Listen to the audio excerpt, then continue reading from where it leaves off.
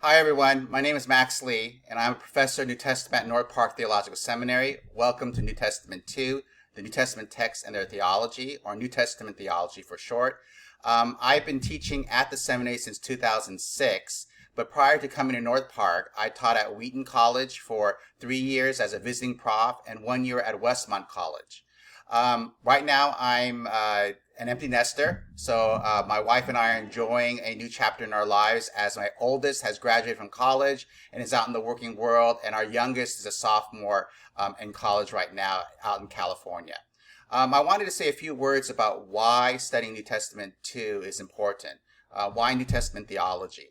But before I do that, I want to show a short clip of a funny dialogue between Abbott and Costello, entitled Who's on First, What's on Second, and I Don't Know is on Third. So here's the clip below, and just a word, Abbott and Costello are comedians, and they're going to talk about baseball player nicknames, but there's going to be a misunderstanding that's generated between the two, and it produces much humor, but there's also an important point to make from this. When we get to St. Louis, will you tell me the guys' names on the team so when I go to see them in that St. Louis ballpark, I'll be able to know those fellas? Well, now, is it all right, folks? All right. Excuse me, I want to find out the fellas' names. As long as it's okay with the I'm audience. crazy about baseball. Will you stand still? Pick up your hat. Go pick up your hat. Okay. Now, look. Then you'll go and peddle your popcorn and don't interrupt the act anymore? Yes, sir. All right. But you know, strange it may seem, they give ball players nowadays very peculiar names. Funny names? Nicknames, pet names. Not as funny as my name, Sebastian Dinwiddie. Oh, yes. Funnier than that? Oh, absolutely. Yes. Now, on the St. Louis team, we have who's on first, what's on second, I don't know's on third. That's what I want to find out. I want you to tell me the names of the fellas on the St. Louis team. I'm telling you, who's on first, what's on second, I don't know's on third. Do you know the fellas' names? Yes. Well, then who's playing first? Yes. I mean the fellow's name on first base. Who?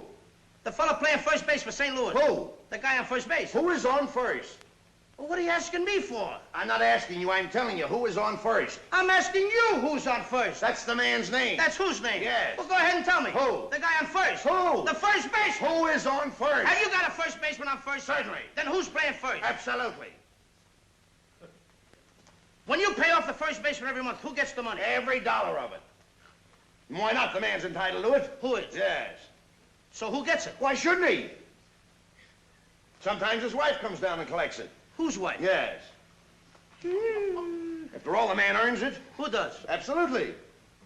Well, all I'm trying to find out is what's the guy's name on first base? Oh, no. What is on second base? I'm not asking you who's on second. Who's on first? That's what I'm trying to find out. Well, don't change the players. I'm not changing nobody. Take it easy. What's the guy's name on first base? What's the guy's name on second base? I'm not asking you who's on second. Who's on first? I don't know. He's on third. We're not talking about him. So I hope you enjoyed that clip as much as I did.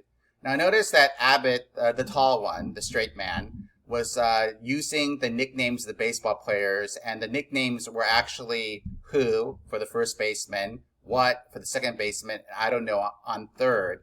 But Costello, he understood those terms quite literally, according to how he understood who, what, and I don't know works in his world, his social location, the way that language is spoken in his day. And I think we do this a lot actually with the authors of the New Testament.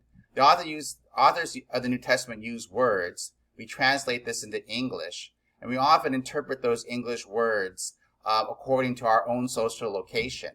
And so if the New Testament authors use something idiomatically, they use slang, they use a term that has a very particular meaning that's embedded in their culture, whether it's Jewish or Greco-Roman.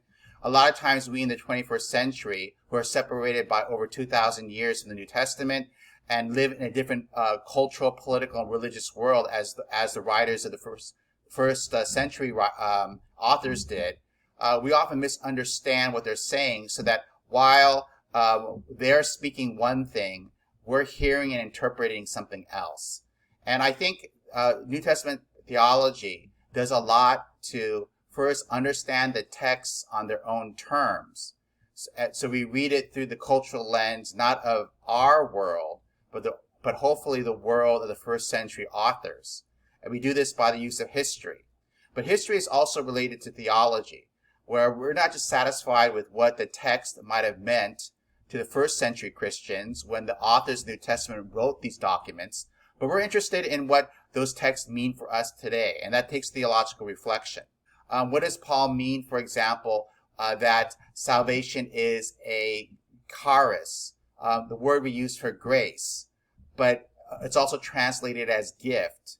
But he certainly doesn't mean a gift free of charge with no strings attached, because the nature of gift exchange in the first century world is very different from our day. And we're not only interested in what, say, Paul thinks on the issue of what, for example, grace means, but we might want to understand how grace is understood according to the authors of the Gospels, or the writer of Hebrews, or the general letters, or the Apocalypse of John. And when we translate the word gift in our day, I think we'll understand better that what the first century writers were talking about was not a cheap gift, but a costly one. To receive salvation as a gift, it would cost you your whole life. And so these are some of the things that we want to talk about. These are things that we want to piece together. And hopefully, by the end of the course, we'll all become better teachers and preachers of God's Word and not water down the message of the New Testament.